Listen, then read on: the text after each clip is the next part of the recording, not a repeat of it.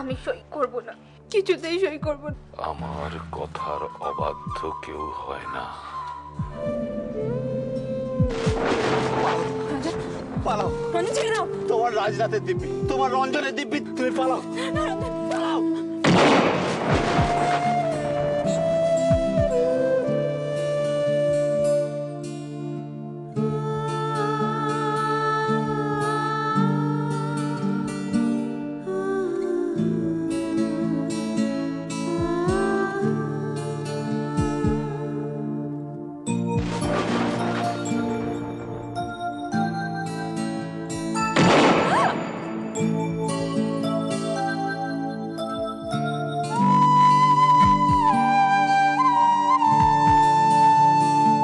সৌদামিনীর একটা ব্যবস্থা করো চক্রবর্তী।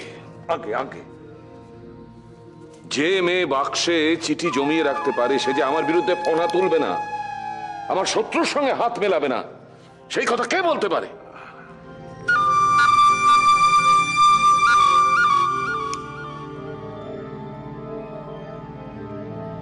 আগে সৌদামিনী তেমন মেয়ে নয়।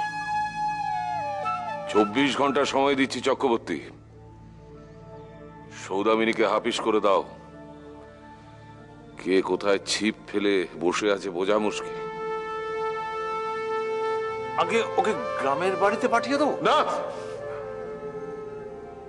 যা বললাম তাই করো। আর ওর জন্য তোমার প্রাণ যদি এত কাঁদে তাহলে ওর সঙ্গে তোমাকে আমি সহমরণে পাঠিয়ে দেবো, কথাটা মনে রেখো। যাক যাক। ডক্টর, ডক্টর,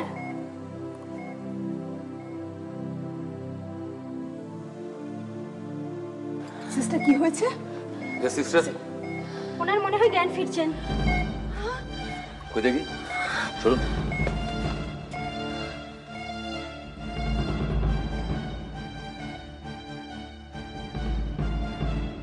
আচ্ছা দেখি কর্তামশাই, অনামিকা দেবী যদি সুস্থ হয়ে ওঠেন তাহলে আমি ওনার সঙ্গে একবার কথা বলবার চেষ্টা করবো। আচ্ছা সৌদামিনী দেশে গেছে, দেশে। সেই সেই কাজ ফুরিয়ে গেলে পাখিকে কি আর দাঁড়ে বসিয়ে রাখা যায়? এসো। হ্যাঁ, আসি। ছোট,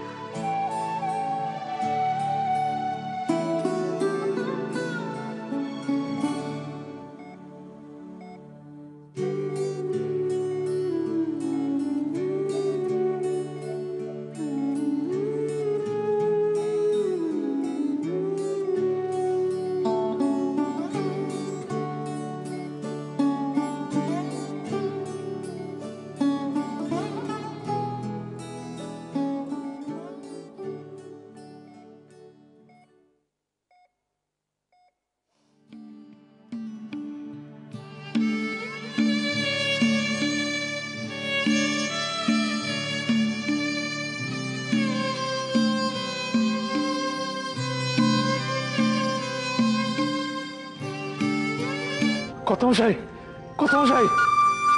কি হলো? দীপুর মতো সৌদামিনীও পালিয়ে গেল নাকি? আগে না না, সৌদামিনী শেষ, তার টিকিটিও আর কেউ কোনোদিন খুঁজে পাবে না। তাহলে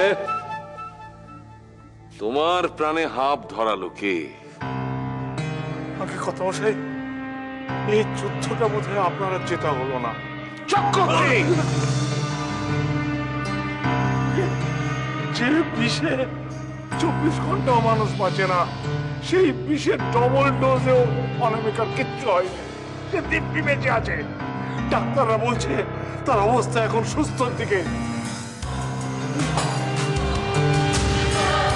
ইয়া!